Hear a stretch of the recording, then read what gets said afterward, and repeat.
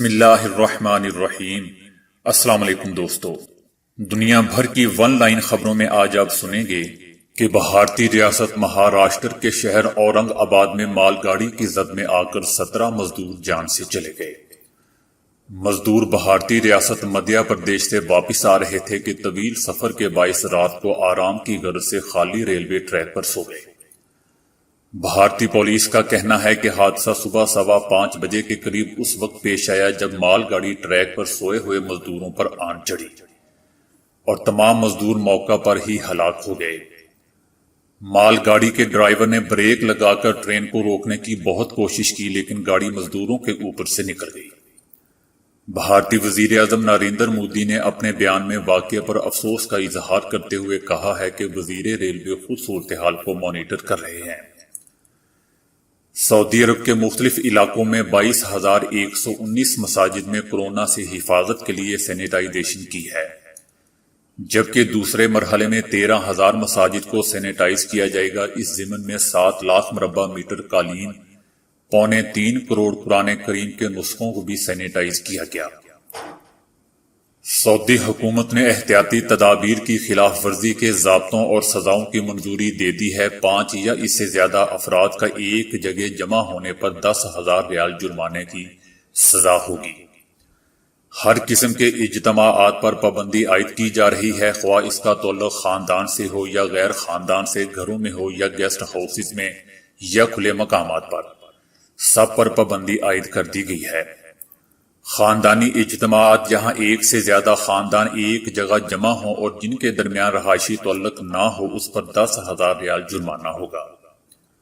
شاہ سلمان بن عبدالعزیز نے مصطفیٰ کاظمی کی قیادت میں بننے والی عراق کی نئی حکومت کا خیر مقدم کرتے ہوئے انہیں مبارکباد کا پیغام دیا ہے۔ پیغام میں یقین دلایا ہے کہ سعودی عرب برادر ملک عراق کے ساتھ کھڑا ہے اور عراق کی نئی حکومت کے ساتھ مل کر کام کرنے کے لیے تیار ہے۔ سعودی عرب کے شہر جدہ کی امیر ماجد سٹریٹ پر مشہور زمانہ شاپنگ سینٹر حفاظتی تدابیر کی پابندی نہ کرنے پر بند کر دیا گیا ہے۔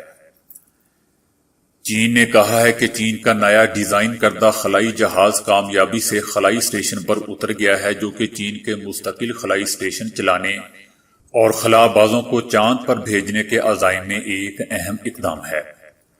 برطانوی گلوکار ٹائے کورونا کے باعث 47 سال کی عمر میں جہاں فانی سے کوچ کر گئے، گلوکار کومے کے باعث کچھ وقت وینٹیلیٹرز پر بھی رہے، لیکن پھر ان کی طبیعت سنبھلنے پر انہیں انتہائی نگہداشت یونٹ سے وارڈ میں بھی منتقل کر دیا گیا تھا۔ امریکہ نے کورونا کا پھیلاؤ روکنے میں ناکام رہنے پر عالمی ادارہ صحت WHO کو مالی امداد فراہم کرنے سے متعلق جرمنی کی درخواست مسترد کر دی ہے۔ ان کا کہنا ہے کہ عالمی ادارہ صحت کورونا کی وبا روکنے کے حوالے سے اپنی ذمہ داریاں ادا کرنے میں بری طرح ناکام رہا ہے۔ جرمنی نے امریکہ پر زور دیا تھا کہ وہ فنڈز منجمد ہونے کے باوجود کورونا کا مقابلہ کرنے کے لیے بین الاقوامی برادری کے ساتھ مل کر کام کرنے کے لیے عالمی ادارہ صحت کی مدد کرے۔ پومپیو نے کہا کہ طویل عرصے سے غلطیاں کرنے کے باوجود امریکہ نے اس کی مدد کی۔ گزشتہ برسوں میں امریکہ WHO کو سب سے زیادہ فنڈز فراہم کرتا رہا ہے۔ اس ادارے نے چین کے کمیونسٹ نظام کے ساتھ ساز باز کیا، جس کے نتیجے میں کورونا وبا پوری دنیا میں پھیل گئی۔ پومپیو نے مزید کہا کہ ہمیں ایک طاقتور بیوروکریٹک تنظیم کی نہیں بلکہ مؤثر اور قابل اعتماد عالمی اداروں کی ضرورت ہے۔ نئی تحقیق میں انکشاف کیا گیا ہے کہ کورونا علاج کے لیے صدر ٹرمپ کی تجویز کردہ ملیریا کی دوا ہائیڈروکسی کلوروکوین سے کوئی نقصان یا فائدہ نہیں ہے۔ تحقیق سے یہ بات بھی سامنے آئی ہے کہ اس کے استعمال سے موت یا سانس کی نالی لگانے کی شرح میں اضافہ یا کمی نہیں دیکھی گئی، لہذا اس کے استعمال سے نہ تو کوئی نقصان ہے اور نہ ہی کوئی فائدہ۔ کورونا پھیلنے کے بعد مختلف کاروبار اور ان ممالک میں مقیم تارکین وطن کی آمدنیوں پر منفی اثرات مرتب ہو رہے ہیں اور اب وہ اپنے آبائی ممالک کو بھی بہت تھوڑی رقوم بھیج رہے ہیں۔ اپنے آبائی ممالک کو بھیجی جانے والی ترسیلات زر میں 65% تک کمی واقع ہوئی ہے۔ بھارت، پاکستان اور مصر ایسے ممالک ہیں جہاں کم رقوم کی ترسیل ہو رہی ہے۔ بہت سے تارکین وطن ورکروں میں اپنے آبائی ممالک کو رقوم بھیجنے کی سخت نہیں رہی ہے۔ عالمی اقتصادی فورم کی ایک رپورٹ کے مطابق دنیا بھر میں 1 ارب سے زیادہ آبادی کے گزر بسر کا انحصار بیرون ملک سے ترسیلات زر پر ہے۔ بہت سے خاندانوں کی کفالت کا انحصار خلیجی عرب ممالک میں روزگار کے سلسلے میں مقیم افراد کی جانب سے بھیجی جانے والی رقوم پر ہوتا ہے۔ دنیا بھر سے سب سے زیادہ ترسیلات مشرقی ایشیا کے ممالک میں ہوتی ہیں، ان میں بھارت، چین اور فلپائن سر فہرست ہیں۔ اس کے بعد پاکستان، بنگلہ دیش اور دوسرے ممالک آتے ہیں۔ اگر تارکین وطن خلیجی عرب ممالک میں اپنے روزگار سے ہاتھ دھو بیٹھتے ہیں تو اس سے نہ صرف ان کے آبائی ممالک کی معیشتوں پر اثرات مرتب ہوں گے، بلکہ وہ جن ممالک میں کام کرتے ہیں ان کی معیشتوں پر بھی اثرات مرتب ہوں گے۔ دبئی سے تعلق رکھنے والے انسانی وسائل کے ایک مشیر نے وضاحت کی ہے کہ یہاں کام کرنے والے بھارتیوں سے بھارت کی معیشت کو بھی قدرتی طور پر فائدہ پہنچتا ہے۔ اگر بھارتی یہاں اپنی ملازمتیں کھو بیٹھتے ہیں اور اپنی آبائی ملک کو لوٹ جاتے ہیں تو اس کے بھارتی معیشت پر دوہرے اثرات مرتب ہوں گے۔ زر مبادلہ کے ذخائر سکڑ کر رہ جائیں گے، ملک میں بے روزگاری کی شرح میں اضافہ ہوگا اور پہلے سے بے روزگار کی آبادی میں مزید لوگوں کا اضافہ ہو جائے گا۔ یو اے ای میں مقیم تقریباً 2 لاکھ بھارتیوں نے حالیہ دنوں میں وطن واپسی کے لیے اپنے ناموں کا اندراج کروایا ہے۔ ان کی واپسی کے لیے یو اے ای کے ہوائی اڈوں سے خصوصی پروازیں چلائی جا رہی ہیں۔ سعودی عرب کے عالمی سطح پر امدادی سرگرمیوں کے لیے کام کرنے والے شاہ سلمان ریلیف سینٹر کی طرف سے یمن میں کورونا سے متاثرہ شہریوں کے لیے طبی سامان کی کھیپ فراہم کی ہے۔ سیون شہر میں طبی سامان اور ادویات پر مشتمل پہلی کھیپ مہیا کی گئی ہے۔ امدادی کھیپ میں ادویات، طبی عملے کے لیے حفاظتی لباس، ٹیسٹنگ کٹس، لیبارٹریز میں ٹیسٹوں کے لیے مشینیں، سرجری کا سامان، ماسک اور دیگر ضروری سامان شامل ہے۔ سعودی عرب کی حکومت نے کورونا کو پھیلنے سے روکنے کے لیے مسجد الحرام کے داخلی راستوں پر جدید جراثیم کش گیٹ نصب کر دیے ہیں۔ اب مسجد الحرام کے صحن میں داخل ہونے والے کسی بھی شخص کو پہلے جدید جراثیم کش گیٹ سے گزرنا ہوگا۔ وہاں اس پر سر تا پاؤں جراثیم کش سپرے کیا جائے گا۔ مسجد الحرام میں ان دروازوں کی تنصیب سے صرف 1 ہفتہ قبل تھرمل کیمرے بھی نصب کیے گئے تھے۔ یہ طاقتور کیمرے بیک وقت 25 تک افراد کے جسمانی درجہ حرارت کی پیمائش کر سکتے ہیں۔ یہ کیمرے بھی مسجد الحرام کے داخلی دروازوں پر نصب کیے گئے ہیں، تاہم مسجد الحرام کی انتظامیہ کی جانب سے کہا گیا ہے کہ ماہ سیام کے آخری عشرے میں نمازیوں کے لیے حرمین شریفین کو کھولے جانے کی خبروں میں کوئی صداقت نہیں۔ پاکستان کے سابق وزیر اعظم نواز شریف نے کورونا سے صحت یاب ہونے والے ڈاکٹر بہادر انجم کو ٹیلی فون کیا ہے۔ انہوں نے کہا ہے، ڈاکٹر بہادر انجم کورونا کا شکار ہو گئے تھے اور 2 ہفتے وینٹی لیٹرز پر رہنے کے بعد صحت یاب ہوئے ہیں۔